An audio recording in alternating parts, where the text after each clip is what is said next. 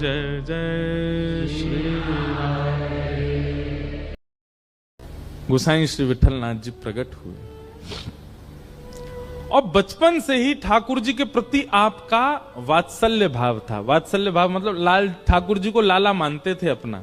ऐसी सेवा प्रारंभ भई कि एक बार आपने ठाकुर जी को दूध भोग पधराया और जैसे ही दूध भोग पधराया, दूध भोग आते ही ठाकुर जी सबके सामने तो स्वरूप में रहते थे, लेकिन पर्दा लगते ही ठाकुर जी सचल हो जाते थे। सबके सामने ठाकुर जी ऐसे खड़े रहते, लेकिन जैसे ही पर्दा लगता सोई ठाकुर जी चलन लगते, बैठन लगते, उठन लगते और तुरंत चल उठते बैठते नहीं, अपनी सैया से उतर के आते और गोसाई जी की गोद में बैठ जाते और गोसाई जी गोद में बैठ के कहते अब मोए दूध को भोग लगाओ। तो गोसाई जी सोने की सुंदर पात्र से कटोरी में दूध भरते और दूध भर के लाला को देते, लो Lal G P low. Thakur ji फूंक मारते, फिर गोसाई जी फूंक मारते। ठाकुर जी जैसे ही पीते, पी के मुंह बना लियो ठाकुर जी ने। गोसाई जी बोले जय जय कहा भे हो? अरे जा में इतनी मिश्री डाल दी है, मेरे सबरे होठ चिपक गए, बहुत मिश्री पड़ गई है, बहुत मीठा है गो है, मेरा मन नहीं कर रहा यार पीवे को। गोसाई जी विठलनाथ जी बोले अच्छा तो आप सेज पे विराजो, मैं अभी आऊं। अब बाहर खड़े दर्शनार्थियों को लगता भीतर भगवान है और उनके अर्चक हैं, पर पर्दा लगते ही भीतर तो लाला और मैया जैसी लीला हो गए। ठाकुर जी को फिर उठाते हैं, सेज पे खड़ा करते हैं, ठाकुर जी फिर ऐसे खड़े हो जाते हैं सबके लिए। और जैसे पर्दा खुले ठाकुर जी ऐसे सब कहें जय हो गोवर्धन नाथ की जय हो। अब गोसाई जी दौड़े दौड़े रसोई में जामे, दूसरा दूध तैयार करें और वहां में नेक नेक मिश्री डालें, ज्यादा मीठो नहीं करें। और दोबारा दूध भोग तैयार करके पात्र में धर के जैसे ही लामे, जैसे ही पर्दा करें ठाकुर जी फिर सहज है जाएं। बोले मुझे जल्दी पवाओ, मुझे भूख लग रही है। गोसाई जी बैठ जाएं, अपनी गोद में इत्र लगावें, फिर ठाकुर जी आके बैठें, कटोरी में भर के लो लाला पियो। अभी तातो है, तातो मतलब गरम। ठाकुर जी कह रहे हैं अभी तातो है या ठंडो करो। फिर गोसाई जी उसमें फूंक मारते हैं, धीमे से ऐसे हाथ रख के, कहीं हमारे उच्छिष्ट नहीं हो जाए। फिर ठाकुर जी पीते हैं, फिर मुंह बना लें। गोसाई जी बोले जय जय अब कहा भयो? बोले अब तो जे खारो ही रहेगो, अब तो यम मिश्री ना है, अब ये मीठो ही ना लग रो मुंह को, अब ना पी रो। ऐसे नखरे करें ठाकुर जी गोसाई जी के साथ।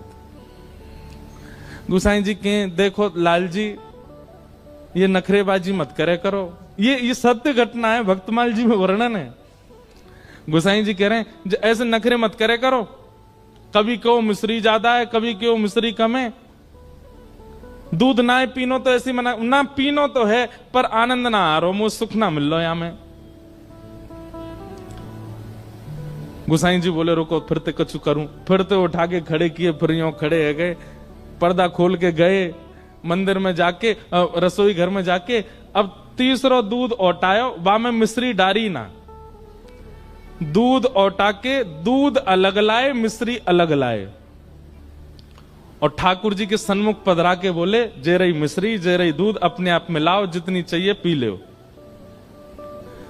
ठाकुर जी के नेत्र सजल है गए। ठाकुर जी बोले मैं तो तुम्हारो लाला हूं, मुंह पे मिलानो आवे ही ना है, मुंह पतो ही ना है मिश्री कैसे डालें, मुंह पतो ही ना है या दूध को ठंडो कैसे करें। आप मुंह को लाला मानो ना, लाला अपने आप दूध पीवे, वो तो मैया पिवावे सोई पीवे। गोसाई जी बोले आज तुम्हारी दूध पीवे की इच्छा ही ना है, सही बात तो जे है, लेकिन लाल जी दूध ना पियोगे तो गाल सबरे पिचक जाएंगे तुम्हारे, पतरे दुबरे है जाओगे, नेक्स्ट तो पेट तुम्हारो बाहर निकल आओ, भीतर चलो जाएगो, एक गदमदरा से तुम्हारे हाथ है सबरे सूख जाएंगे, और जैसे ही तुम सूखे सूखे से है जाओगे फिर किशोरी जी आपको रास में ना ले जाया करेंगे। सोई ठाकुर जी ने सबरो दूध लियो और लेके मुंह धर के पी गए। वो नाय में पत्रो ना होंगे, मुंह तो तगड़ो है नो है। ऐसे श्री गोसाई जी, ठाकुर जी ऐसी लीला करते हैं उनके साथ।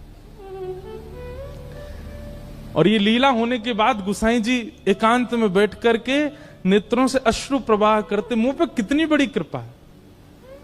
ये ठाकुर जी मुझसे कितनो प्रेम करें, ये मुंह पे कितनो प्रेम न्योछावर करें।